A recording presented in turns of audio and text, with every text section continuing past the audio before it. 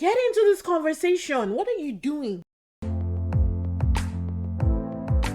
Hi, people. Welcome. I'm talking about Love After Divorce, season 4, episode 4. Be sure to like, subscribe, hit that notification bell so you know when I post new videos. And let's just get into it because, as usual, the episodes are over an hour long, but I'm gonna compress it and try and get this down within 10 minutes. We'll see if that's possible. So jobs are revealed. Remember, Sora has a high position at TikTok right now, but she's worked with Facebook, Netflix, Meta, like she's worked all across. Ricky is a hedge fund investment consultant. Benita is a production manager at her parents' clothing factory. Jimmy is the head of finance at a mobile game startup company. Tom is a managing partner at his capital managing company. Heejin is a sales and marketing consultant at a food trading company. Dewey is a senior engineer. His company developed Call of Duty among some other big named games. Harem is a marketing specialist at a cosmetic company. She said it's one of the smaller cosmetic companies. Jerome is a business relationship manager at a bank. It is one of the largest banks, Fortune 500 companies in the USA. So it's not a small bank. Jisoo is a lawyer. She used to be she used to do family law, but after her divorce, she switched to labor law.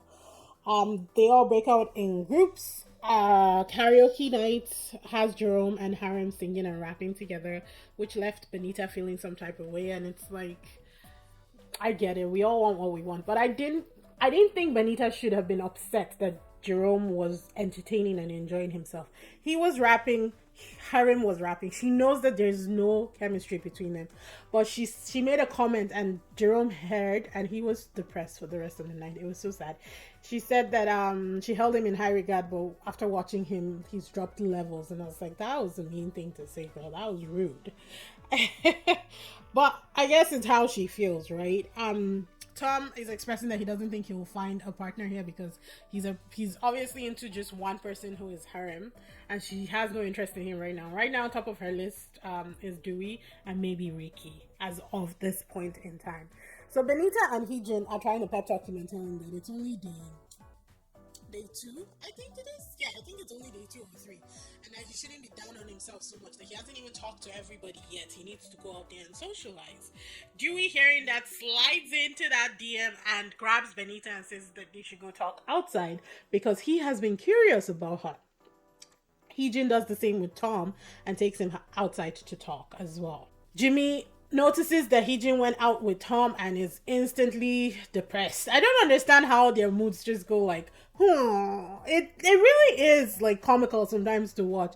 It's not comical that they're feeling bad. It's just comical the way the emotions switch. Because Jimmy is interested in Heejin, and he was doing karaoke with Jerome before, but as soon as Heejin left, his mood just switched, and it was just so weird. Sora and Jimmy then go upstairs, and Ricky joins them. They're all talking, and Ricky is expressing that he falls in love very quickly. And I think during the whole conversation, Sora starts to take an interest in Ricky, and I'm like, yes, because I see them together. I don't think that they will end up together, but I definitely see that relationship working for weird reasons, and I have my reasons, people. I explained them in the previous video, so go watch them so you understand the breakdown of this shit. Harem and Jerome also go out. I think they go, I don't know, they went somewhere to talk at some point in time. Jerome is talking, I guess, in his confessional, and he thinks that he'll be standing alone at the end of this show, and that broke my heart. He says that he really likes Benita, but he doesn't think that she likes him back. And it kind of seems like that's what's going to happen, because they did show previews and she was telling somebody that she's interested in somebody else, and I think it was Jerome, because of the bracelet that he was wearing. I was like, that looks like Jerome's bracelet, but we just have to wait for episode 5 to confirm this information. Benita was upset, like I said, because of Jerome and how outgoing his personality was, but it's ironic because that was the first thing that attracted her to him in the first place, you know. And she said that she's not sure that their personalities will match, and that the way he's carried himself has sort of undermined his image for her. And I don't know, she was using some very heavy words there, people. I think maybe she was just jealous that Jerome was having a fun time with Harim. And yeah, I don't know. I didn't like the way she was talking, but I get it. They're all trying to get to know each other. So I'm giving everybody grace. And they're so extra respectful about the way they go about things. I can't even be mad, to be honest. If I'm being honest, I can't be mad. It's not like Too Hot to Handle or Love Island where people just move mad, you know. They're actually extremely respectful of the way they handle things on this show. Dewey still hasn't like clued in that Harim is 100% into him. Benita tells Dewey that Harim is 100% into you. I don't know that she should have spread that, to be honest. It's only day 3. You're just gonna hype somebody up for disappointment. You don't really know this girl. I mean, she might be telling you one thing and mean another thing, you know? Like, there are just some things when girls talk, you can hint at something being true. But she came out 100% and told him that Harim was, like, down for him and all the other girls are scared to go for Dewey because Harim has basically claimed him, you know? And it was a little bit... like, Benita was almost moving mad in this episode. If I'm being honest, she was. And I didn't necessarily like it, but I'm gonna wait and give her the grace. So, Harim is worried that she was rude to Dewey earlier before because she has been feeling sick. They showed the clip, and honestly, Dewey didn't even clue in that anything was happening. So, the MCs are worried that she falls in love too easily and is going to get hurt many times within this show. I think that the MCs might be right. But I also think that she'll get the guy that she wants in the end. Harim then decides to put Ricky aside for a chat. And I was like, oh, where is this going? Because you kind of were rude to Ricky the other night. It looks like you were rude to everybody, apparently. The other night. And so she apologizes for being rude to him at tea time the day before. And then she tells him that she's still interested. And I'm like, okay. The grace is dwindling at this point. I'm like, emotions are involved, people. Emotions are getting involved, and I see the hurts coming. Like, they have packed their bags and they're on their way to Dolsing House because some people are just not moving pure anymore, you know? I mean, it's pure-ish, but just not pure, right? So Ricky asks her that if it's a one-on-one date the next day, would she like to go with him?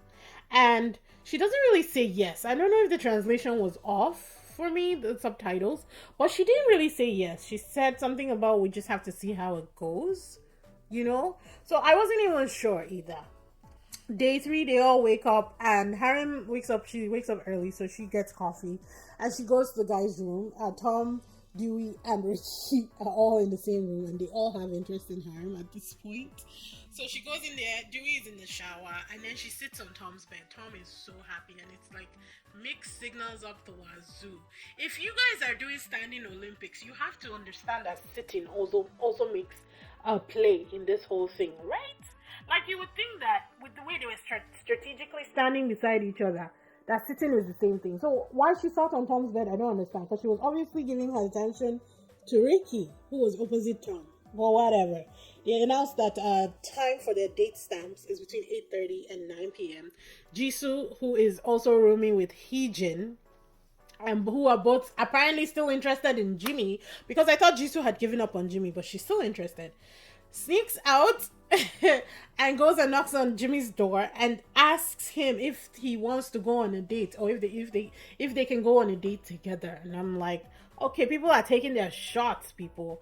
Jimmy was planning on asking Heejin out, but he said yes to Jisoo. So I'm like, did you balk? Like, did you panic? You could have easily said, oh, I already made plans with somebody else. You know, I wish I had thought about it. You know, like, he said yes, but he planned to ask Heejin out. So, Sora states that she's now fully interested in Ricky. It's on board. He's on the board, people. He has made it on the board, people. Benita now wants Jimmy. She's interested in Jimmy and wants to get to know him. And like I said, they're all getting to know each other. So it's only day 3. So it's fine. They all need to interact and everything. And then figure it out. But my thing is that they need to be careful with the words that they're using. Say, I'm curious about this person. I want to interact with this person. Don't say I'm interested, because saying interested means, you know, locked in ish, right? right? I don't know. I haven't dated in a long while, people. Dewey asks Harem out right there in front of Ricky. Like, I will give Dewey this. Dewey is bold. Dewey don't care about no bore, you know? He doesn't care if Goliath himself is standing there. He will ask out anybody or talk to anybody who wants to. And I give Dewey that. And that is very attractive. And the girls are picking up on it. Asks Harem out right there in front of Ricky. She proceeds to say, she will think about it. And I'm like, what the fuck, girl?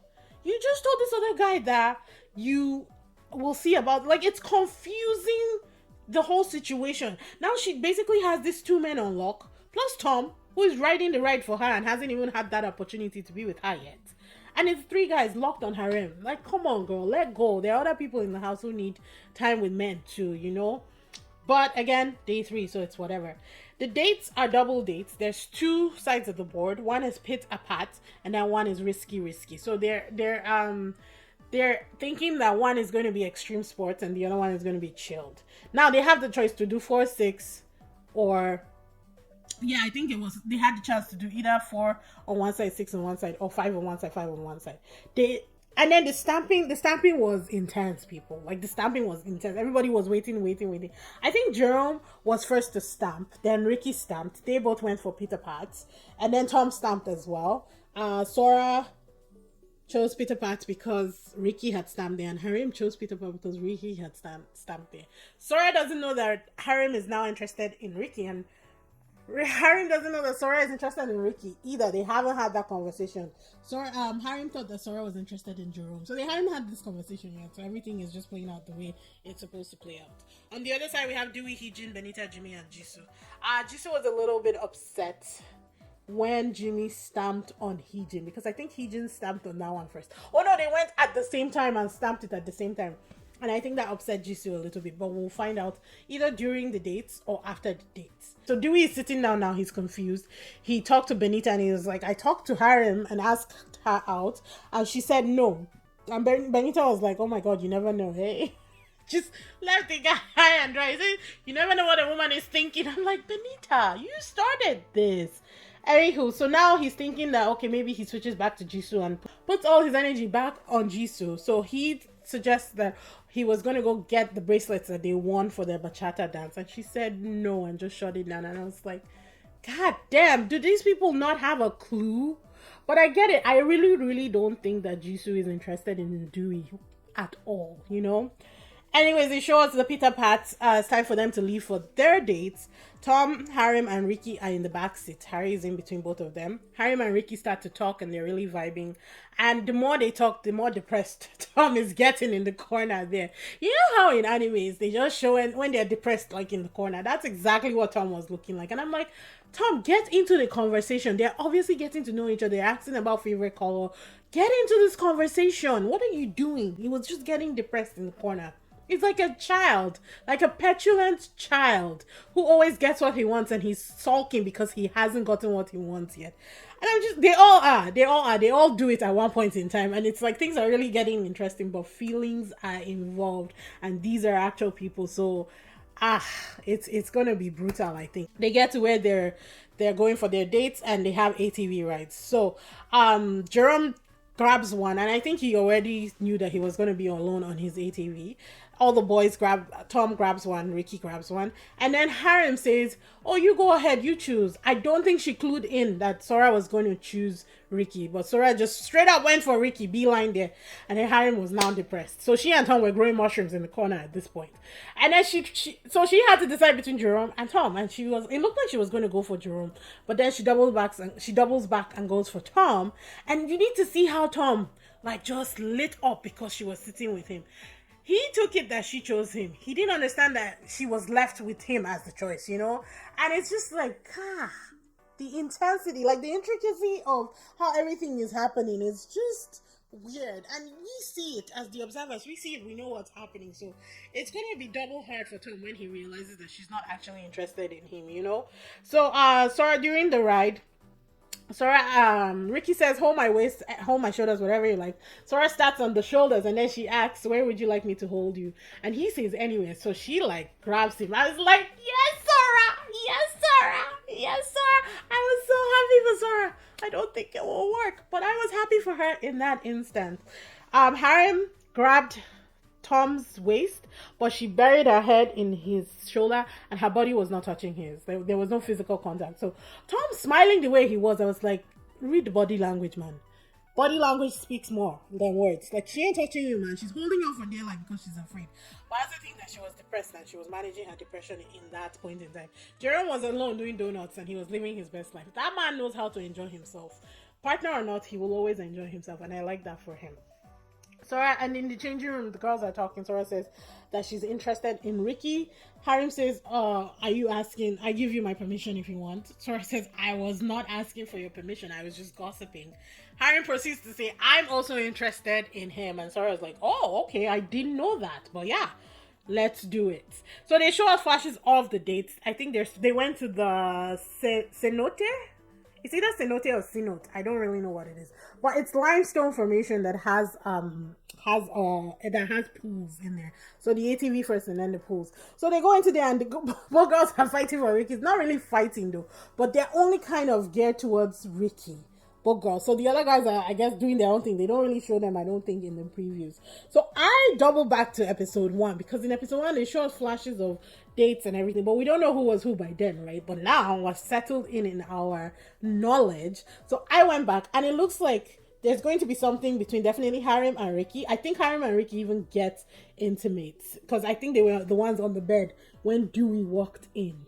So that kind of, puts a kibosh on my Sora and Ricky plan there, which sucks.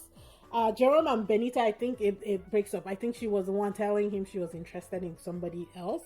It looks like Tom and Jisoo have a date in the jacuzzi. Not really sure what's happening there, but it looks like that's happening. And then it looks like Jimmy and Sora go out as well. I don't know, people. It's getting interesting. There are feelings involved. So I'm watching cautiously because my heart is also involved in this. And I'm like anxious and excited at the same time. It's almost as if I'm the one who's dating all these people. Loving it, loving the developments. I said it was 10 minutes and I lied. It's almost 20. But I hope you guys are watching as well. Please comment. Let me know what you guys think if you've seen the episodes. If there's anything that I missed because the translations are not the best, let me know in the comment section, please. I'm loving this show. I appreciate the content. South Korea knows how to do things right. I will see you guys in the next one. Bye.